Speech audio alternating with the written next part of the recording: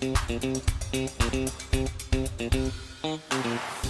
Greg Adler here, president of Off-Road Warehouse and part-time off-road racer. Here at ORW, we're not just your typical off-road shop. We sell race parts. Come check it out. We sell everything from FK rod ends, Bragola, PCI radios, and we're even selling direct BF Goodrich racing tires. Check out any one of our 10 Off-Road Warehouse locations. Get you dialed for going down to Baja or anywhere else you play.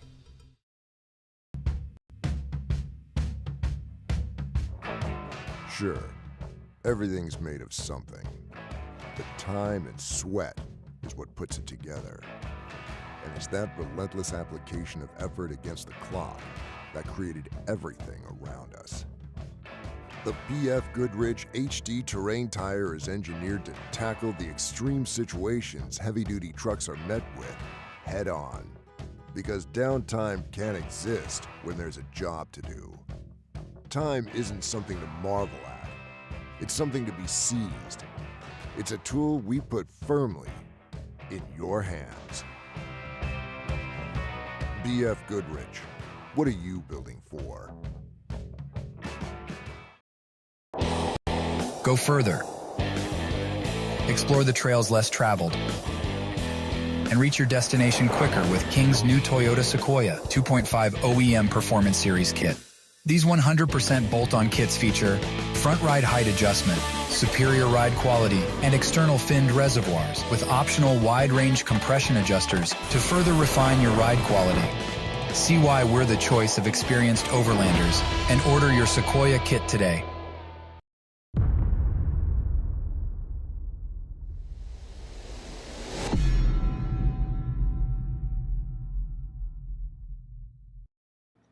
All right, welcome back, everybody. We are here once again for your next Fishgistics update at 5 o'clock today of the 2024 Best in the Desert Vegas to Reno race. We had some exciting action happen. We finally had a lead change in the trick truck class. Ryan Arciero was able to get around Nick Whetstone in the pits. We actually got a pretty good video of it. The reason I'm laughing is you got to go watch the video. I mean, the co-driver looked like they were coming in the pits, and the co-driver was getting ready to get out to change the flat tire, but he got out a little bit too early. And here, I'll show you guys what happened here. It was let me see if we can show you here. All right.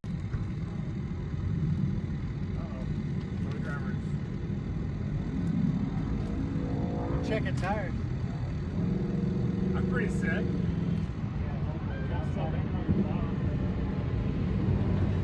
Oh, he's gonna get past him. This is the best. Help him out, help him out.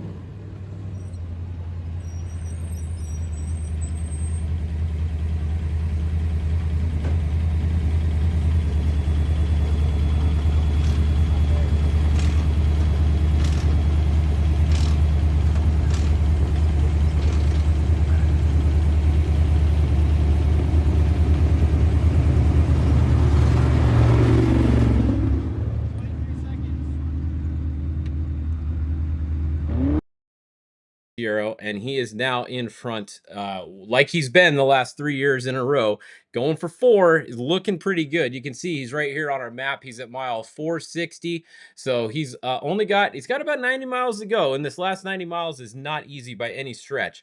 Once you get up here, this last section through this Como section, this is gnarly. Like, this is basically going over a rock mountain, really, so anything can happen. This race has been lost and won multiple times right here. I remember a couple years ago, Bryce Menzies had a pretty big lead. He got up in here and he got a couple flat tires in here. I think he ran out of spares, and they tried to drive it on literally the axle because he had all-wheel drive, right? So he was trying to drag it and just it wouldn't make it through there. And he ended up losing the race right here, like literally 5 miles from the finish line. So this race is not over until you are at the finish line. Anything can and will happen at Vegas to Reno. So, you know, right now, Ryan Arciero, if you watch his video, I was watching him a couple times right here. He was pounding the dashboard. He went through some of the big rollers. Looked like he might have hit one a little hard, and he's like talking to the truck like, sorry, come on, just keep it together. So Ryan's just crossing his fingers right now. All he has to do is he's got no pressure from behind. He's got Nick behind him, but Nick is about a minute plus behind him. And Nick has to pass Ryan and finish a minute ahead of him. So Ryan just has to keep him behind him. As long as he doesn't let Nick pass him, Ryan knows he's winning the race. It's as simple as that right now. So now the pressure's back on Nick. Nick's going to have to drive hard if he wants to win this race. He's going to have to try to drive through Ryan's dust and catch him and pass him and put a minute on him. I don't think that kid's going to happen, honestly. Unless Ryan has a problem, it ain't going to happen. I'll tell you right now, it's just not going to happen. So it is what it is. That's racing, right? But anything can happen to Ryan. He could still get another flat. We've seen him get 2. He could have an engine problem. He could have a rear end problem. He could have any kind of problem in the truck. You never know. It's not over. So stay tuned. This is going to be a good finish here between those two guys. Unfortunately, the rest of the trick truck field has kind of fallen back a ways. There's not really any pressure from anybody else. They're over about an hour behind, honestly, about 45 minutes. You got the 28, Nate Martino here is back there. And then you got the 48, Craig McCarthy. And then you got Jonathan Brenthal with Cameron Steele now in the all-wheel drive truck there. So no pressure from behind, but that is what it is in that class. There is some good racing going on in some other classes though. The 6100, for example, we have pretty good racing going on in the 6100 spec class.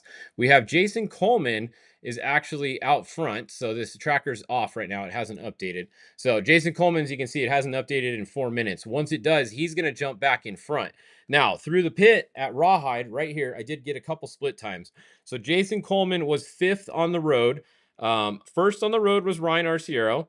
Second on the road was Nick Whetstone when they left the pit, because we saw what happened. Third on the road was Max Gordon. So Max Gordon's tracker's not working, but he is third on the road. However, Max is 30 minutes behind Ryan Arciero at the Rawhide pit.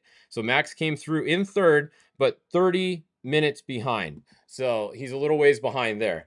Now then it was Gomez. JP Gomez was 4th behind Max. And then Jason Coleman came through 5th. And then 1 minute behind Jason Coleman was Jack. So we have Jason Coleman. That's a good spot right there. You can see he is in the lead. Jack Olagus was in second. He's 1 minute physical behind him. Now let's go look at the starting order. And I want to see where they started. So cars and trucks. Let's see. Let's find Olagus. He's right there. And then, so he started 12th and Coleman started 16th. They started 1 minute apart. So that means he's got 4 minutes on him on corrected time. Coleman does. So if Coleman stays in front of Jack, he's beating Jack because Jack started in front of him. So Jason Coleman just has to stay in front of Jack and he knows he's got the win. Now, the other guy that's up there with him was, if we go and look, was the 6147 of Brent Fox. Now, let's go see where Brent Fox started. So if we look on the list here, 6147, let's see, where is Brent Fox? There he is right here. All right, he's right behind Coleman. Okay, so this is where Jason Coleman's going to have to pay attention. Brent Fox started 1 minute behind Jason Coleman. That means he has 1 minute on corrected time on Jason Coleman. So if it comes down to the finish and if Brent Fox is able to get around Jack Olagus, he just has to finish within 1 minute of Jason Coleman and he's going to win. So that's where this is going to get tricky towards the end. Jason Coleman can't just cruise right now. He's got to keep going because he's getting caught by Brent Fox. Clearly, you can see this is the closest that it's been all day. Brent Fox has made up a little bit of time on Coleman here, and he's going to keep pushing to the finish because he wants to go for the win. All he's got to do is be 1 minute behind Jason Coleman or less at the finish, and he's got the win. So keep that in mind when we're looking at the finish here in these different classes. Behind those guys, we got Ryder Swanson and then Connor McMullen. He's had a flat and some engine issues today. They had to put some oil. Well, we assume he's had engine issues because he had 6 quarts of oil added at a pit. So normally a normal engine doesn't burn 6 quarts of oil usually. So that's what we think is going on there. Jordan Brenthal, that's Abdali Lopez driving there. We got Mike Marsal here in the Spy truck making their way up.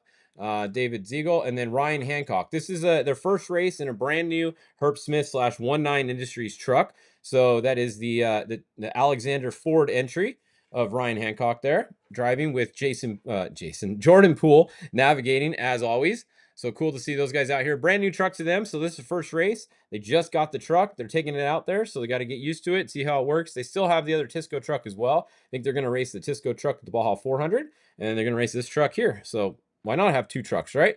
I would too if I could. It must be nice to have 2 trucks. You get to pick and choose. You can have a US truck and a Baja truck. makes it easy, especially when the races are close together, because we got the 400 coming up in just about 4 weeks. Yeah, 4 weeks from now, we got the Baja 400 coming up. So that's what's going on there. Let's go look at some of the 4400 classes real quick. We got to turn them on. They combined them for us, so that's good now. So now we just have to turn on the one class 4400, and we get to see everybody on the tracker here. So up front here, like we said, JP Gomez, he is actually running 4th overall right now. So you have a rock crawler 4400 car running 4th overall at Vegas to Reno, 439 miles into the race. He's got a pretty good race going. He's also got a pretty good lead. You can see over his brother Raul now. Okay, this is a change. So Raul back up to 2nd now. So some of these other guys have dropped back. So we got Brett Harrell showing back in 3rd, and then Philip has dropped back in 4th. Keep in mind, these are just the trackers. Someone else could be in here. This tracker's not working, and we wouldn't see them. So if there is someone in there, let us know if you guys know of someone's tracker that's not working. But I think everyone's tracker is working from what I've seen throughout the day in the 4400 class, at least the top guys. But you never know. So just in theory, we do know that JP Gomez is definitely first, though. He is definitely winning right now. He is first in class. So that's your leaders in the 4400 class. Then if we go back to the 4800 class, the 4800 Legend class, they have quite a few entries. I think they're the second biggest list here. So we got the 4837 Jeremy Jones is first. The 4817 Johnny Valdez is second. Then we come back to the 4801 Jeremy Brown in 3rd. It looks like behind him we got the 4866 Eric there. And there we go. Phil Casey just said no other 4400s through the pit yet, and they are up there at Rawhide. So there you go. JP Gomez is definitely in the lead. No one else is through in another 4400 car yet. So JP Gomez, all he's got to do at this point is honestly just get to the finish, and he will be the winner in the 4400 class, unless Raul Gomez can get crazy, which Raul Gomez and crazy do go together, right? Including JP Gomez and crazy. All the Gomez's are freaking nuts. So don't put anything past the Gomez's, but right now it's looking pretty good for JP. He just has to keep it calm and not worry too much about his brother that's a ways behind him, and then he'll have it in the bag. I know they got a big side bet going on too, so he probably, I guarantee you, his side bet with Raul will be more than he will win in this race. That's how that works. All right, so what else do we have? The UTVs, they are putting on a good show today. We have a lot of them. We have the UTV Open class, and we have the UTV Pro Turbo class. Both of them. Let's go look up front here. Now, this is, earlier it was closer at the beginning. We had 3 cars that kind of pulled away. Then we had a couple fall off with a couple issues. Dustin Jones, I haven't seen him have an issue yet today. So the S3 Racing team, Dustin Jones there, 978. He's been out front almost every single update we've checked on him. In 2nd, it is really close. Look at how far we have to zoom in here. It is neck and neck with Joe Tirana right here and Hunter Miller, followed by Cody Miller. So you got both the Millers right there behind Tirana. And then you got Cody Bradbury, whose tracker wasn't working for a little while earlier. They switched trackers. They got him working again. So he was first. And oh no, look at that. Just as we're talking about him, he just came to a stop at 0 miles an hour. So that is never something you want to see with that little red dot pop up at 0 miles an hour. That is definitely not good. Then we have the T22 Cody Miller. We just mentioned him. Phil Blurton up there, and then Brandon Sims. So Brandon Sims looks like the lead Polaris right now, if I'm not mistaken, because we have, yeah, we're going to have, that's a Can-Am. We got Dustin Jones is a Can-Am. We have Hunter Miller is a Can-Am. Cody Bradbury is a Can-Am in the UTV Open class. And then the other Miller, obviously a Can-Am as well. And then, yeah, so Brandon Sims is our lead Polaris right now, followed by Phil Blurton. And then we have Max City Jr., so that's going to be the lead Polaris from the Polaris Factory Racing Team effort, followed by Dallas Gonzalez. So that's a look at the top of the UTV classes. We did get a report, unfortunately, Stone Cold Steve Austin did blow a tranny earlier, which is never good. We hate it when that happens. So big bummer for the stunner. He is out. He is out of the race. But Stone Cold Steve Austin, he was in his Kawasaki earlier. He was first time racing Vegas to Reno. Cool to see him out here. Hopefully he comes out and does some more desert racing. I know he's been racing with Vora and stuff, so that's pretty cool. But he blew a transmission earlier, so that's not good. Also a front diff is what it was reported. So Stone Cold is out of the race, unfortunately. But there's your 316 update for you guys. And I think that pretty much covers all of these. Let's go look at the the weird number, but our class 11, we always, if you guys follow us in Baja, you know we always have to check on our class 11 guys. So it's 4,500 or something weird like that mod, which makes no sense. So Chris May is this is a Bronco up here, I was told. So 4531 is some kind of Bronco. It's not a class 11. The real class 11 is down here. The 4581 is a real class 11, the only one in the race. And they are doing a whole 20 miles an hour, 118 miles into the 555-mile race. Only about 400 miles to go. So good thing that the time limit on this race, I believe, is 8 o'clock tomorrow morning. They are going to be using up most of that time limit. So we always just want to see the class 11 moving. As long as they're moving, they have a shot at finishing. They got till 8 o'clock tomorrow morning, so hopefully they can get it done, and we'll see what happens. But you never know. As long as they're moving, right, guys? And if you just joined us, you missed it earlier. Preston Campbell, it looked like, is your unofficial bike winner earlier. Let's see, do they have, I was trying to get the live timing. Best in Desert has live timing, but it wasn't working earlier. Let me see if it's working now. And yes, okay, I believe, okay, here we go. Check it out. It looks like the live timing is working now. So Preston Campbell is in with an 8:46:35. That is Best in the Desert time from their website right there. Unofficial until they confirm everything, but usually this stays the same. There isn't really any VCPs or anything at Best in Desert race usually. So 8:46:35. Preston Campbell is your winner. Look at this. The N3 is second. That's what we thought they would be. They were the one right behind him. So they finished about 2 minutes, just under 2 minutes behind Preston on corrected time at the end. So pretty good race there between first and second. The big congrats, Preston Campbell, like we said, son of the legend, Johnny Campbell. I know he was out there today chasing him around, so good to see them out there. Shane Logan finished third. He was about 20 minutes back, so not too bad. Also, big shout out to all these guys for stopping and helping Skylar Howes on his crash earlier today. He had a leg, ankle injury from it, and almost all of these guys stopped. Nobody just rode right by unless they were getting waved by. So big shout out to the motorcycle guys, all looking after each other. Really cool. I know Skylar would stop for any of you guys too, I'm sure. So cool to see the camaraderie there. But that's a look at some of your finishes earlier. So we got the P95 class winner. Looks like it is going to be Taylor Stevens here in the over 30. That was a really close race. Look at this, 9:31:19. Second place was 9:31:36. Literally like 15 seconds difference between these guys, or 17 seconds. That's crazy. 555-mile race and 17 seconds different between them. That is crazy. So that's what's going on there. Then and let's see, C class over 40. It looks like your winner is going to be Dennis right here with a 9:52. First quad pro. We got our quad finisher. It looks like Brett Greenholtz is in with a 10:07. So that's our first quad. And then Ironman. Oh, Ironman, that means they rode the whole race, obviously, right? So Ironman Pro, Dustin Slade in with a 10:10. So not bad. 10 hours, 10 minutes. Rode the whole race himself, all 555 miles. That's pretty impressive. All Ironman are nuts. Those guys are crazy. Look behind him. There's no one else behind him, Ironman, anywhere on here that has finished yet. He's the only Ironman finisher so far on here. So a big shout out to J7 Dustin Slade. That's quite an accomplishment. Only Ironman to finish the race so far. So pretty cool. All right, well, that's a look at some of your time so far. You guys can go find this page right here. Just go to live.bitd.com. And once they finish, they're right here. You can even sort by groups and everything.